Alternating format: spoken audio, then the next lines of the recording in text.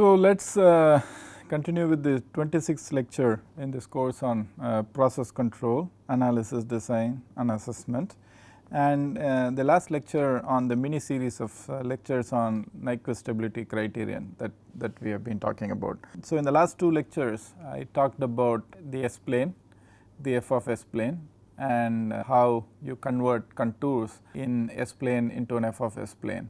And we also looked at a very interesting result which said if you draw a contour in the S plane and if you encircle a certain amount of zeros and poles of f of S inside the contour, and then as you move along the contour you keep tracking how f of S changes, and that is a very simple thing because once you have S value you can simply compute f of S and plot it in the f of S plane.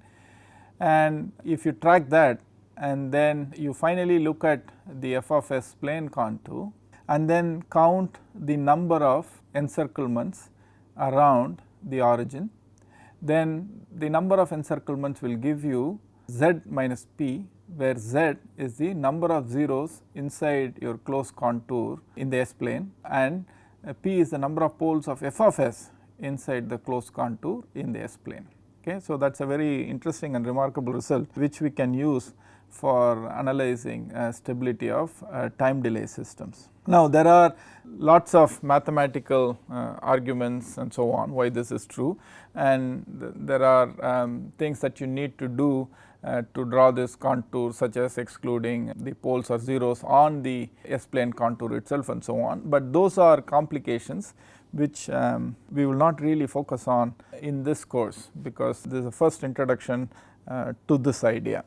Nonetheless, what I want you to realize is while doing this, while I showed you examples where we wrote the f of S as a numerator by denominator polynomial, I showed you because we are just computing f of S for different S and doing nothing else, the numerator and denominator could have the e power minus tau ds term. So, that simply does not create any problem at all because for any S I can compute e power minus tau ds. So, ultimately this e power minus tau ds term, whether it comes in the numerator or denominator with other polynomial terms, for every S on the contour on the S plane you can simply compute this f of S. Okay. And once I tell you that whatever result that we saw is also true even if you have this e power minus tau ds terms, then it clearly says now that we have a way to analyze the stability of time delay systems. That is a connection that I want you to realize.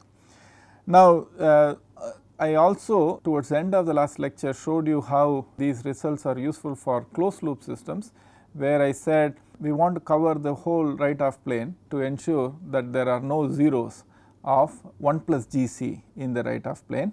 So, I said what we do is we start on the imaginary axis at minus j infinity and then keep traversing the imaginary axis all the way up to j infinity, and then we take a long circular route covering all of RHP and then come back to minus j infinity.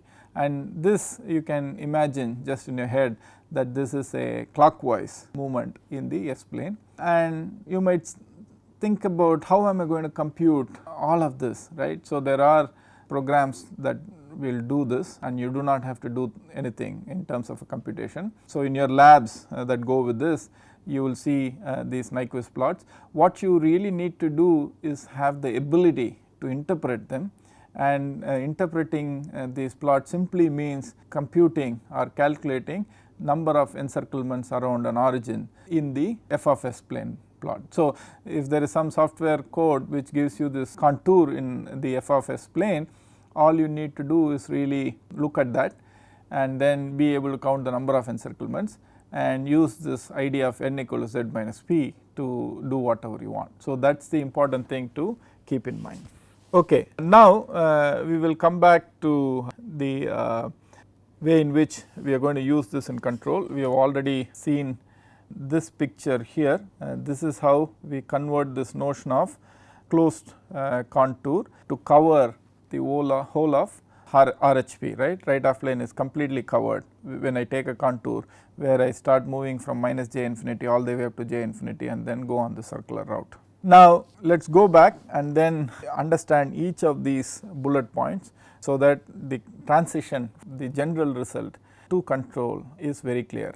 I am not going to reiterate the fact that this can be done for e power minus tau ds also, because I have already said this many times. All I need is an f of s function. For any s I can compute f of s. Okay. So, we have already subsumed this idea of doing this for time delay systems in all the discussions we have had till now. So, let us look at each one of these bullet points and then see whether we understand this carefully.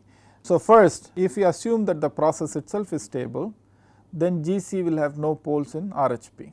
Okay. So, let us see whether we understand this. So, let us look at G, okay, which itself is some numerator by denominator. C is also some numerator by denominator. Clearly, we are not going to design controllers which are unstable. So, we are assuming that there are no poles of the controller in the right of plane, and if the process is stable, then D of s is also not going to have any poles in the right of plane. So, GC, which is some numerator, let us say by denominator, when I put these together, will have no poles in the right of plane. Okay. So, if the process is stable, GC is not going to have any poles in the right of plane. Okay. So, this is something that we should understand. Now, the second thing is, if GC is N1s over D1s, basically D1s is the polynomial, denominator polynomial, from which you compute all the poles. Okay. Now, look at what will happen if I have 1 plus GC. Okay. So, 1 plus GC will be 1 plus N1s by D1s. Okay. So, this is going to be D1s plus N1s by D1s. Okay. So, if you look at GC and 1 plus GC, the poles of GC and the poles of 1 plus GC are the same. Okay. So, that is the first bullet point. So, basically what it says is, if you assume the process is stable, then GC will have no poles in the RHP. Okay. That is from this notion here, and when you actually write 1 plus GC, you write 1 plus N1s by D1s, which is D1s plus N1s by D1s. So, the poles of GC and 1 plus GC are the same. Okay. So, this is the first bullet point which we have to understand. Now, the next bullet point basically takes this idea to this Nyquist plot, and the f of s that we are going to use to plot all of this is going to be 1 plus GC, and now this 1 plus GC has some zeros and poles. Okay. So, now let us look at 1 plus GC, and then as we go along this very long infinite path, right, starting from minus j infinity all the way up to j infinity and go on the circular route covering all of RHP, we want to ask whether this f of s, which is 1 plus GC, because we are going to draw this Nyquist plot for 1 plus GC initially, and then we will refine it further. So, when we look at this f of s as 1 plus GC, so we are doing this plot here, and then we are going to get a corresponding plot here. Now, within this, will this f of s have any poles in the RHP, if you ask that question? Now, the answer is, it will not have any poles in the RHP if this process is stable. Why? Because if the process is stable, we already said GC has no poles in the RHP, and the poles of 1 plus GC and GC are the same, and since GC has no poles in RHP, 1 plus GC cannot also have any poles in RHP, right. So, within this big circle, by looking at the encirclements, we already know we can see the difference between Z minus P. Okay. But as I said before, we cannot individually compute Z and P, but in this case, if the process is stable, we can guarantee that this P is 0 for 1 plus GC, right. Okay. So, why is P is 0 for 1 plus GC? Because poles of 1 plus GC are the poles of GC, and G is stable, controller will choose it to be stable. So, we will have no poles. Okay. So, for stable systems, then when I look at this contour like this, when I go from minus j infinity to plus j infinity and all the way through a large circular path, then when I look at this encirclements, if the process is stable and the f of s that I am considering is 1 plus GC, poles are 0. So, the result is n is z. So, the number of clockwise encirclements will be equal to the zeros of 1 plus GC. This is the most important and interesting result from a control viewpoint.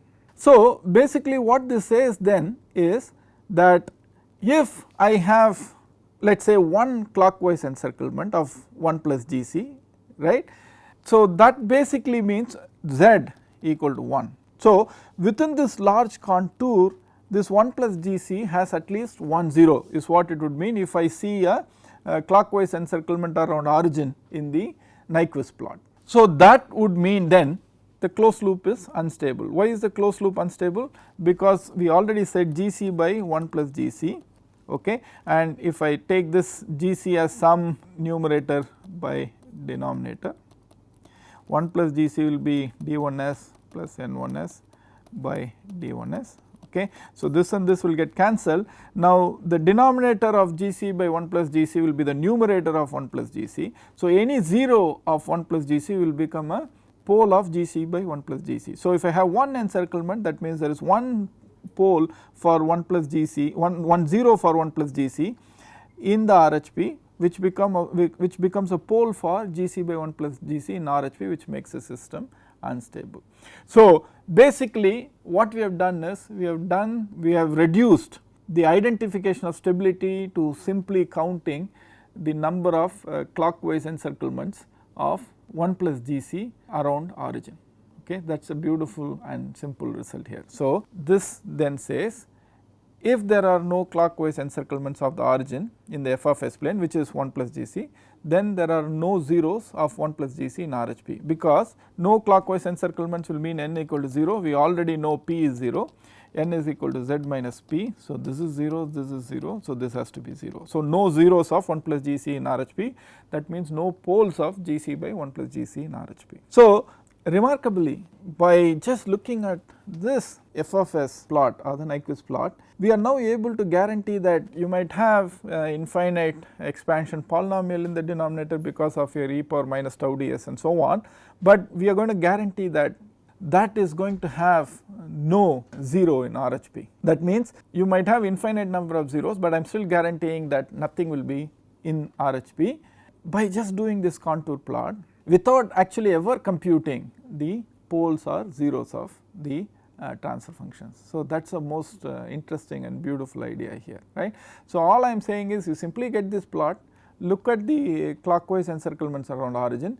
If there are no clockwise encirclements around origin, that means your closed loop is stable, okay. And there will be as many clockwise encirclements around origin as there are zeros in the right half plane for 1 plus GC, right. So, if 1 plus GC has 3 zeros, then I will have 3 clockwise encirclements, because n equal to 3 minus p is 0 already, because we know the system is stable. So, that is how this whole idea of Nyquist stability is translated to time delay systems, and it is translated to time delay systems because f of s can be any functional form. I need to simply compute the f of s value as I go through this contour, and this is done using software, and you will basically have these plots which we have to interpret. So, if you understand each one of these points clearly, and I have explained this here, then basically you understand how to use this Nyquist plots for stability. Now, just a point, if you know that there are no encirclements, clockwise encirclements, then you know that the system is stable, and this result is true for processes that are stable. But I do not want you to think that this result is restricted to analyzing stable processes. A simple extension is, supposing you know that your process is unstable and you know that your open loop process has, let us say, 2 poles in RHP. Okay. So, let us take that case. Just wanted to kind of explain to you how this result extends to unstable processes also. Supposing you know that there are 2 poles of your process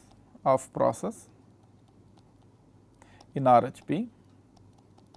Okay. Now, when will I say, once I design a controller, the closed loop system is stable? Okay. Now, you do not have to change anything. This result you are going to use to understand this. So, we know n is z minus p, and when I look at 1 plus GC, we have already said the poles of GC and 1 plus GC are the same.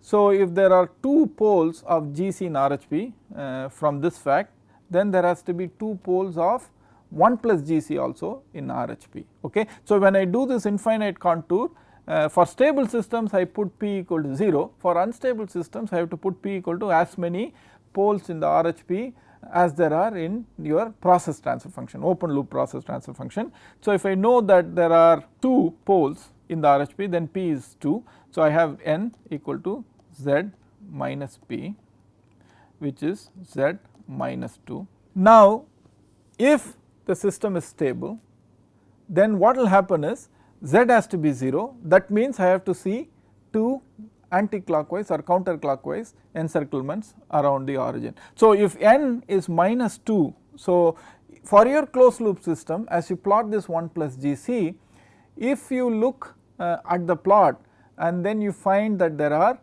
2 counterclockwise or anti-clockwise encirclements of origin, then N is minus 2. So, this will be Z minus 2 Z. So, there are no zeros of 1 plus GC, which means the closed loop is stable, right. So, the open loop is unstable with 2 poles, and if you design a controller in such a way that your Nyquist plot shows 2 anti-clockwise or counterclockwise encirclements of origin, then that basically means that there are no zeros for 1 plus GC in RHP, which is what is critical for closed loop stability. So, this is how you use the same result to analyze closed loop stability of unstable systems. Okay. So, now the last bit of result that we are going to use is the following. This is summary or restatement of whatever we have seen. For a closed loop to be stable, okay, basically Z has to be 0. Z is the number of zeros of 1 plus GC in RHP, and the number of zeros of 1 plus GC in RHP will give you the number of the closed loop transfer function in RHP. So, as long as that is 0, the closed loop transfer function does not have any poles in RHP. So, from the rule N equal to Z minus P, if Z is 0, N equal to minus P. Okay. So, whenever Z is 0, N will be minus P. So, if I have as many counterclockwise encirclements of the origin as there are unstable open loop poles, then the system is stable. So, that is the main result, because that comes from N equal to minus P. If I have 3 open loop unstable poles, I should have 3 anti-clockwise or counterclockwise encirclements, and similarly if I have 1, I should have 1, and so on. So, this is the result which basically generalizes this for stable and unstable processes. Now, if the open loop is stable, then P is 0, N should also be 0, there should be no encirclements. Now, one last thing, whenever these plots are given, since we are interested in 1 plus GC, we were looking at encirclements around origin are 0, but typically the plots, what they do is they do not plot 1 plus GC, f of s not as 1 plus GC, typically the plots are for GC. So, if you want to get GC from 1 plus GC, you have to subtract 1 here. So, whatever is an encirclement around 0, when I plot for GC, I have to look for 0 minus 1. So, I have to look for encirclements around minus 1 and 0 in GC plot. Okay. So, till now we have just been talking about looking at encirclements around origin, because f of s we were considering as 1 plus GC, but for sake of convenience what people do is they do this Nyquist plots not for 1 plus GC. So, all I am saying here is if you want to go from 1 plus GC to GC, you have to subtract 1 from 1 plus GC. So, if you are looking for zeros encirclement around the origin in the 1 plus GC plot, because to go from 1 plus GC to GC I have to subtract 1. Similarly, the 0 would move to minus 1 0. So, basically you look for encirclements around minus 1 0. Okay. So, that is all the final differences, because this is how most people report the Nyquist plot in control systems. So, I hope this is clear. This is just where you look for encirclements, nothing more. Okay. So, in summary, we said whenever I have GC by 1 plus GC, typically we have been saying this is some numerator by denominator, and then you can look at the stability of the systems by looking at the poles of D of s, and if I can get it in root resolved form, then I can use partial fractions. Then we talked about root stability table when I do not write it in root resolve form. And then when we came to time delay systems, we got into this issue of this term having e power minus tau ds in its functional form. Then we said we have to look at some way of handling this. That is where we came up with this notion of Nyquist stability, where the key idea is if I have an S plane and I am doing encirclements around something in the S plane, I am looking at how it is going to look like in f of S plane, the same encirclement, and we got this result which said that the number of encirclements of origin in f of S plane n is z minus b, where z is the number of zeros of f of S within the contour that is used in the S plane, and p is the number of poles of f of S within the contour that is used in the S plane.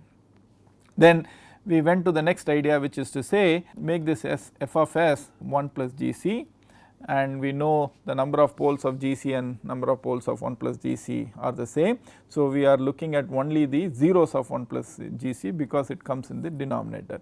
So, by making this f of S 1 plus g c, we came up with the result saying the number of clockwise encirclements around origin is z minus p, but now the S plane contour is something that we take which is from minus j infinity all the way up to j infinity and this long. So, this encompasses all of RHP. So, if we are able to show that this 1 plus g c has no zeros in the RHP, then we are able to show that the closed loop is stable. So, that is what the idea that we used, and basically I said you do not have to worry about doing these computations because these computations are done using a software. You need to only learn to interpret these computations and look at pictures and be able to understand it.